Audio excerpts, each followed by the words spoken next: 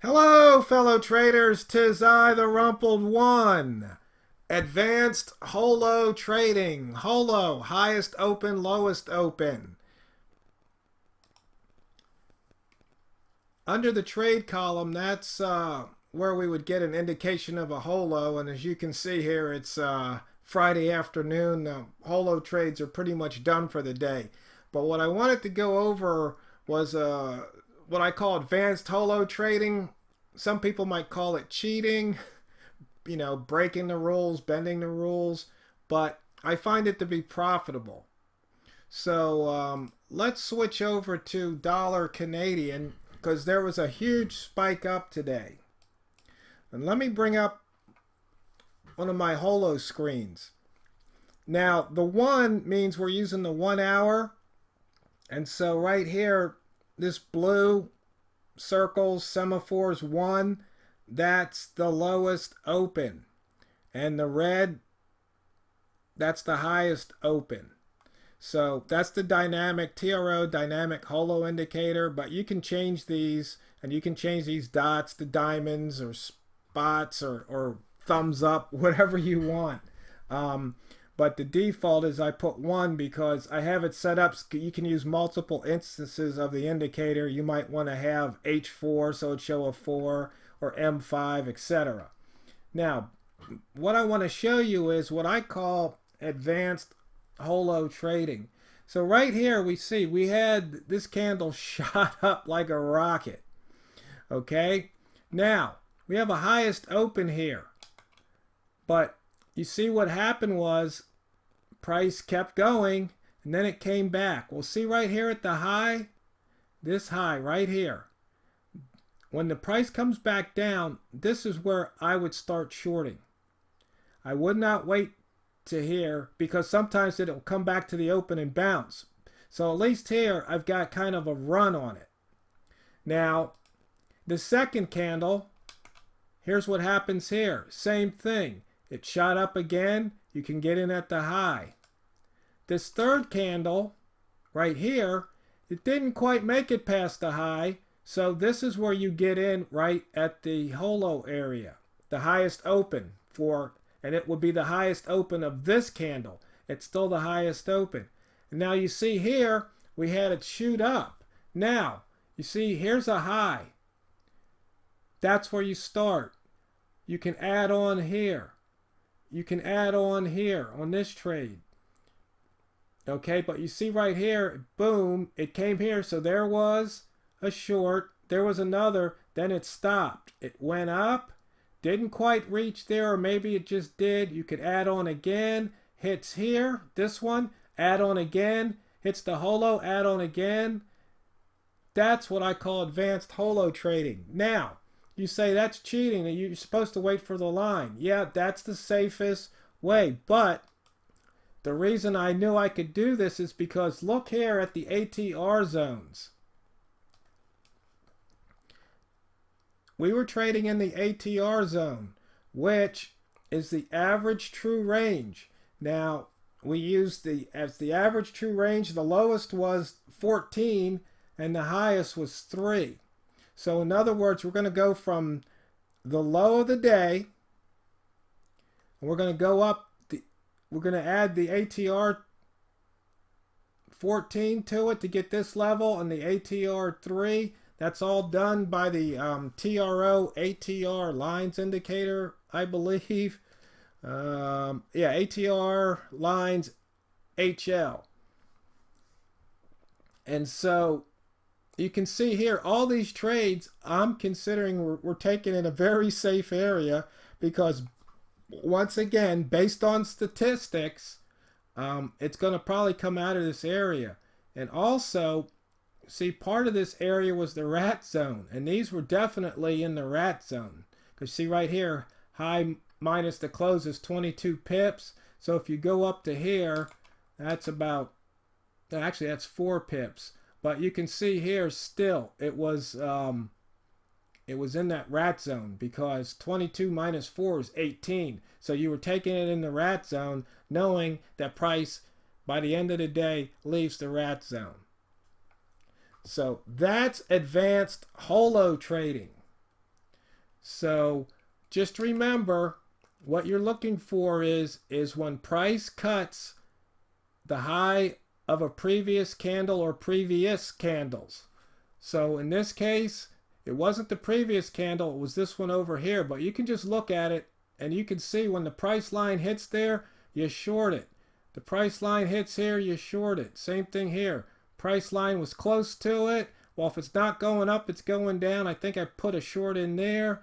Same thing here. Add a third time, and you can take some profit off right there. Take a lot of profit off. So that's advanced holo trading. I wanted to show you something else. While I still have some video time left, the dashboard indicator, I keep working on it, making it better. I added the central pivot range breakout. Now, what you have is you have the pivot line right here. Then one of these lines is the previous day's midpoint. And whatever that distance is, then you either add it or subtract it depending which one's the midpoint. And so you get this range. This is the central pivot range. And what happens is for some reason price likes to return to that range. So you can see here it got out of the range, it came back to it. And yesterday it got out and didn't come back to it yet. But if you look at some of these other pairs, you can see it came out of the range, it came back to it. Out of the range, came back to it. Out of the range, came back to it. Out of the range, came back to it. That is the central pivot range. Knowing that, what you're doing is you're trading these breakouts. That's what this, so this says below BC. So price is below BC. Right here, CPR means the price is within that central pivot range. So you see here, it would have alerted you, and you could have taken that breakout once, twice, 3 times, touched it. Look at that. And you see here, and then it even came back. You see how this right here is back to that pivot range. So you know when you get an expansion, like maybe in the ATR zone, you can look for it to come back to the pivot range if you want to stay in the trade for a few hours, because it usually comes back. Sometimes it might take a day or two, but it usually seems to come back. And that's why I added that column. And the breakout bar column, and you can probably see nice and clearly, a few of you wanted, so you know which zone the indicator or the column is showing you results for. And if we go to the indicator list, the zones dashboard, I've changed a few things here. The alert filter count has to be, in this case, 2 or more to get an alert. We can show the messages right here. Message filler. If you don't want this message sticking out over here, you change that. And I learned how to make the days nice. So instead of you having to remember, you can just go ahead and pick it.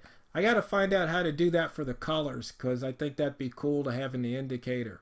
Thresholds that you use. Remember, so the price column, percent change column, percent change period. I tried to group all the options together. So here's the spread column. There's your spread threshold. Let's see your range columns and how many range bars you're using. So you don't have to go up and down to figure this stuff out. So I did that for you guys, and for me too. Fib column, your fib period, and your fib bar. So you want to use one day ago. NFP column, I put an alert on that, so you can either turn it on or off. Now, what I'll probably do is go back through the code and put alerts on just about every column, so you can then have alerts for just about every column. Your pivot point column, your pivot, your trading plan, your ATR. So here's all the ATR, your start, your end. So we're going to look through ATR 2 up through 14. It's going to loop and pick out the minimum and the maximum, and that's what plots the ATR. But that's what it figures here, whether or not you're in the ATR zone. Holo period right here. that you want to use. Your breakout period here for the breakout column. Breakout time. I like to use the 1400 hour. And breakout bars. I like to use the 1 hour. Okay. Oh, BKO bars looks like. Yeah, I want to use 3 bars and see if it breaks out the highest and lowest of the last 3 bars. Inside bar column in the period, outside bar column in the period. And the swap long and short, because I guess some brokers give you that information. And your weekly gap column and the CPR, you want to use, usually you want to use the day before. That's how it works. But you could also do this for the week and or the month, and whether or not you want to be alerted to that. And the trade column, okay, right here. And then where you want to position on the chart and the rest of the stuff. And that's, everything else is pretty much the same. So there you have it, the advanced holo, the additions to the TRO Zones dashboard. And somebody wanted me to talk about psychology of trading. I got a few minutes here. Biggest things are, number 1, patience. Sit on your hands. Wait for the setup. Easier said than done. The other thing, fear of missing out. There's always going to be another trade, so if you miss one, it's no big deal. The market will be there tomorrow, unless we have an economic meltdown. So, you know, just don't get caught up in that FOMO, fear of missing out. And the same thing, shiny object syndrome. You know, some people might consider this a shiny object, but no, this is a tool. But, you know, you see these guys with all these indicators and squiggly lines everywhere and the latest indicator, and they got this method and that method. You know, just stop the madness. Pick one. I mean, you could pick any one of these columns, and personally, I pick the trade because I like to do the reversals, and that's what I do. That's all I do. You know, I've got these breakouts, but very rarely do I trade them, only if there's some, you know, unique opportunity. I usually only trade breakouts when I, you know, straddle or bracket a price during the news, so it can just, you know, wick me in, and then I can just, you know, punch out for a quick 10, 20 or more pips. Psychology. So I've covered, you know, the patience, you know, tied into the fear of missing out and being greedy. I mean, take 5 pips. If you do that 10 times a day, that is 50 pips.